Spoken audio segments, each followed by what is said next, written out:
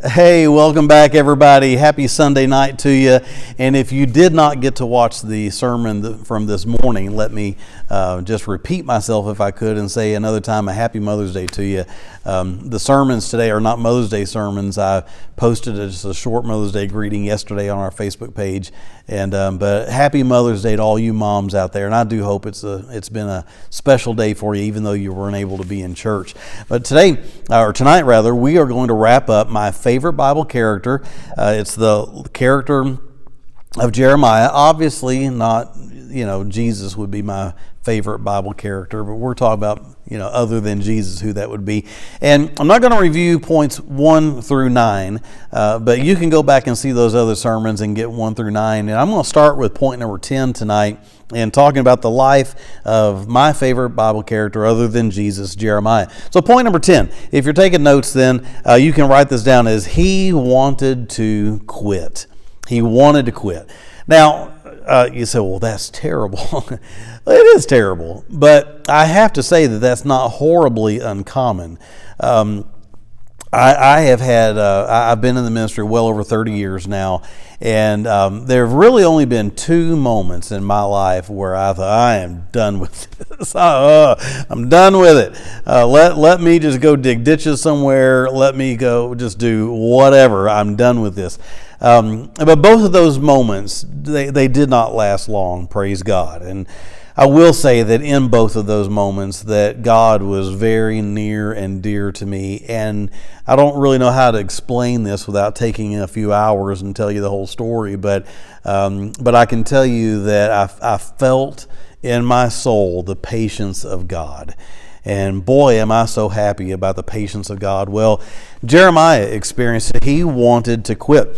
Chapter 20, and you ought to read all of chapter 20 to get this, but let me just read verse number 9. It says, "Then said I," now you got to understand the context. He had been persecuted, he'd been beaten, he'd been put in stocks, he was really going through a tough time.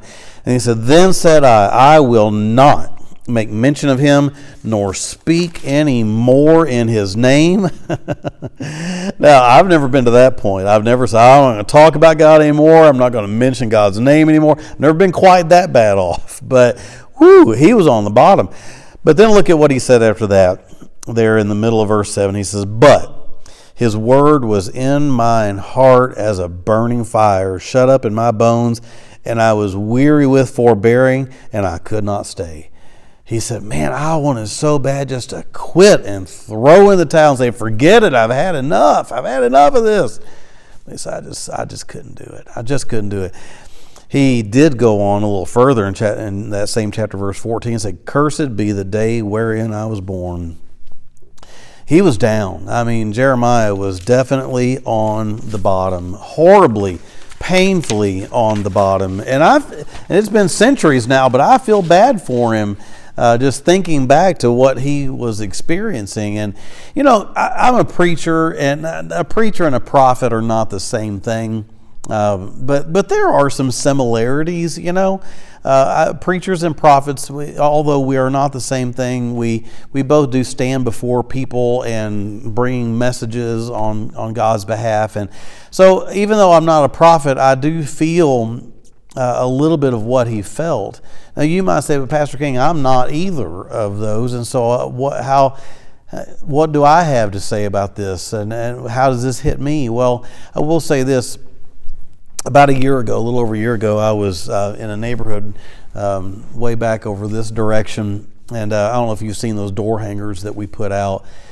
We've already passed out several thousand of them, and we have several thousand to go, and we want to give them out all over Niagara Falls. And as I was putting out door hangers one Saturday, I met a man, very nice man, very, very nice man, and he told me, I used to go to Calvary Baptist Church years ago, and oh, really? And we talked about that, and very nice man. And he said, he said, I got married and started going to a different church, and he said, there was a fight in the church, and he went through and explained to me what the fight was all about, and just bitter feelings, and he told me, he said, I just came to the conclusion that I'm just better off without it.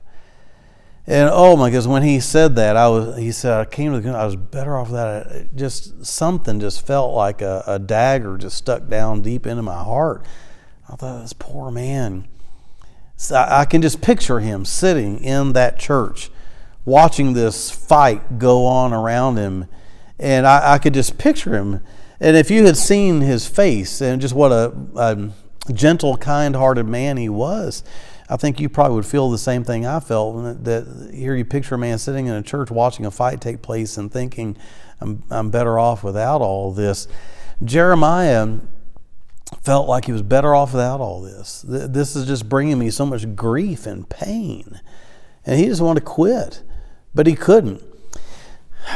Maybe there's somebody watching this little sermon, Facebook, YouTube, or the website, or wherever you may have stumbled across this, and maybe you have experienced something in church that has just been horribly negative, and you say, I'm just better off without it.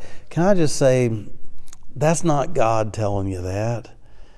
That's not God telling you that. Listen, church is awesome. It really is. It really is. Now, every now and then, somebody in church gets a burr under their saddle, like we may say down south. Sometimes they do, but you know what? Give it another shot. Just give it another shot. Jeremiah said that there was a burning in my heart, and I just couldn't quit. I had to get back going again. I remember when I was a kid. I remember watching. This is going to show my age a little bit, and I apologize, but I remember watching Walter Payton. Walter Payton was just one of the greatest running backs to ever play football, and I don't know if I remember seeing this on Monday Night Football or if I just remember hearing about it. You know, when you're young, you don't know if you actually remember it or you just remember, that you heard it. But I think I remember watching Monday Night Football. Walter Payton played for the Chicago Bears. He was running against the New York Giants, and the announcer, whoever that may have been, Howard Cosell or whoever that may have been, did the math and said he just passed over the 9-mile mark. And that of all of his rushing yards in the NFL, that it had just gone, I think it was 9 miles. And then the other announcer spoke up and he said, yeah, and that's quite a feat when you think that somebody was there to knock him down every 4.6 yards. And I thought, yeah, I couldn't run 9 miles if you paid me $1 million. I couldn't do it. But I know I couldn't do it if every 4.6 yards somebody knocked me down, I had to get back up off the ground. I wouldn't make it more than about 4.6 yards. That's about as far as I would go. But you got to admire somebody that can run and get knocked down, get back up, run and get knocked down, get back up, run and get knocked, and over and over and over again. And maybe you tried running in church and you got knocked down, and at some point you just said, enough. Well, let me just encourage you, get back up. Jeremiah did. And right now, Jeremiah is rejoicing in heaven. He is so, so glad that he got back up. Let me give you number 11, point number 11. And man, this is an interesting one. It's sad to even bring this up, but it's just very true. Point number 11 is he was treated better by the Babylonians than those in Judah. He was treated better by the Babylonians than those in Judah. If you were to go to the last chapter, to chapter 40 of the book of Jeremiah, read verses 1 through 6. And what you'll read is that he was the man who was placed in charge of Judah after the collapse of the nation. He was a Babylonian, and he was the man who was put in charge. Jeremiah was a very influential person in Israel, Judean society. Everybody knew who he was. He was important. He was a big deal. And so the leader of what is now Judah, who is Babylonian, they have been brought under the Babylonian umbrella, very tenderly and very gently speaks to Jeremiah and basically just sets him free at the moment. Now later on he had problems, but at the moment this Babylonian leader set him free. I read that and I thought to myself, my goodness, this Babylonian is treating him better than his own siblings. This Babylonian is treating him better than the people from his own hometown. How sad is that? How sad is that? His own siblings and the people from his own hometown, they were supposed to be the people of God. But yet here this Babylonian who was a pagan, didn't even believe in God, was nicer to him than the supposed people of God. Can you relate to that? Can you relate to that? Can I say this to you? Unsaved people are capable of doing horrible things. Saved people are capable of doing horrible things. Some people who claim to be saved are not necessarily saved. If you have suffered at the hands of a Christian, don't take that suffering out on God, because it's not God's fault. I think that's a very interesting thing. He still loved God even though God's people were not good to him. He still loved God even though ungodly people were good to him. Interesting point. Go read Jeremiah chapter 40 and see how he reacted to that. And then finally, I'll give you number 12, and that is that Jeremiah died in bondage in Egypt. He died in bondage in Egypt. And there's not a verse in the Bible for that because it happened obviously after the books of Jeremiah and Lamentations were completed. But Jewish legend says that Jeremiah was taken from the Israel, Judean land into Egypt. Now, probably the rationale behind that was, if you look at a map, Babylon, where Daniel, Shadrach, Meshach, and Abednego was due east, and probably they wanted him as far away from them as he could get.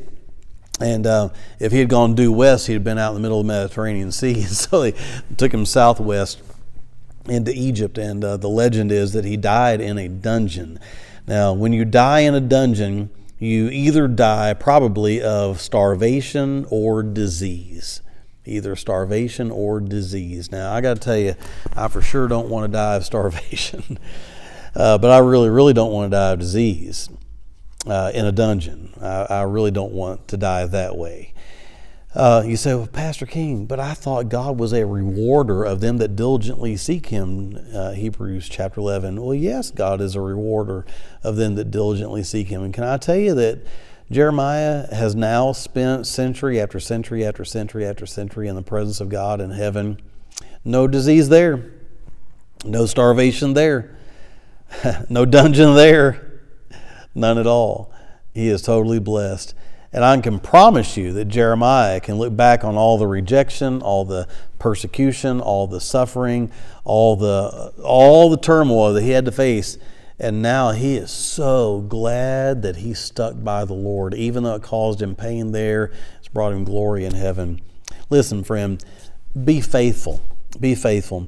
If the life of Jeremiah teaches you anything, it teaches you this. It teaches you this. Sometimes Christians need to suffer. There is a ministry of suffering. And if you are suffering today, let the glory of God shine through you in the midst of your suffering, because somebody needs to see you win. God bless you.